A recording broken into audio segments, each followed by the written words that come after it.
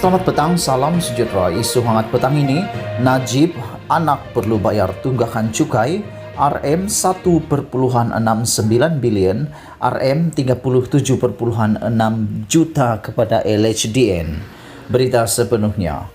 Mahkamah Rayuan hari ini menolak rayuan bekas Perdana Menteri Najib Razak dan anaknya Muhammad Nazifuddin untuk mengenepikan keputusan Mahkamah Tinggi berhubung pembayaran cukai.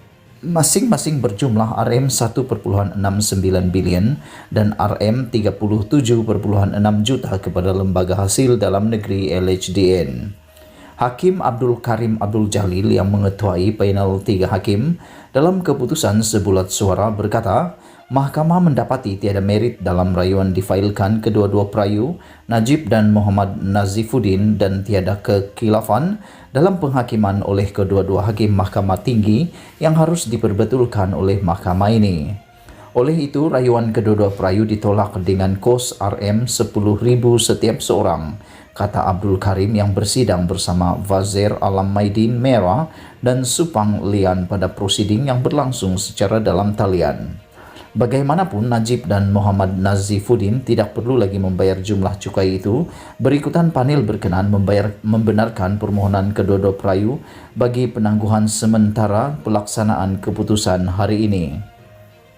Najib dan Nazifuddin merayu terhadap keputusan Mahkamah Tinggi Kuala Lumpur Berasingan yang membenarkan permohonan LHDN untuk penghakiman terus bagi mendapatkan semula tunggakan cukai pendapatan sebanyak RM 1,69 bilion daripada Najib dan RM 37,6 juta daripada Muhammad Nazifuddin. Abdul Karim dalam penghakimannya berkata, Mahkamah berpendapat bahawa Seksyen 106 dalam kurungan 3 Akta Cukai Pendapatan 1967 tidak melanggari perkara 121 Perlembagaan Persekutuan dan Mahkamah mempunyai kuasa kehakiman untuk mendengar dan memutuskan pertikaian di bawah Seksyen 106 walaupun dalam keadaan beberapa perkara tidak dibenarkan untuk dibangkitkan bagi pertimbangan mahkamah. Seksyen 106 dalam kurungan 3 menyatakan Mahkamah tidak perlu melayan seberang rayuan bahawa jumlah cukai yang ingin didapatkan kerajaan antaranya sebagai berlebihan dinilai secara tidak tepat di bawah rayuan atau dinaikkan secara tidak tepat.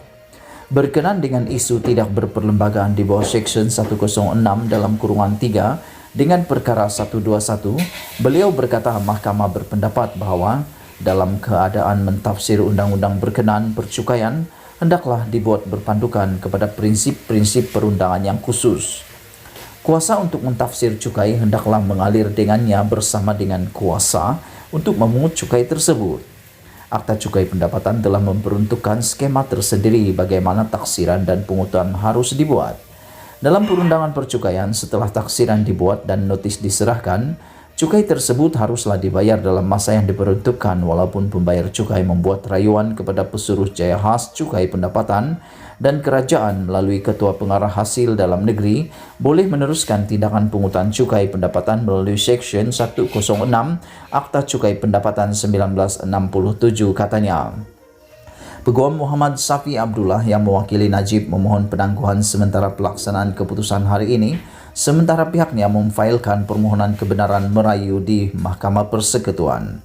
Abdul Karim yang membenarkan permohonan penangguhan itu berkata, kedua-dua perayu perlu memasukkan notis rayuan selewat-lewatnya Selasa depan dan kegagalan berbuat demikian akan menyebabkan penggantungan sementara itu luput. Sekian isu hangat petang ini, jangan lupa tekan butang subscribe dan kita jumpa lagi. Bye-bye.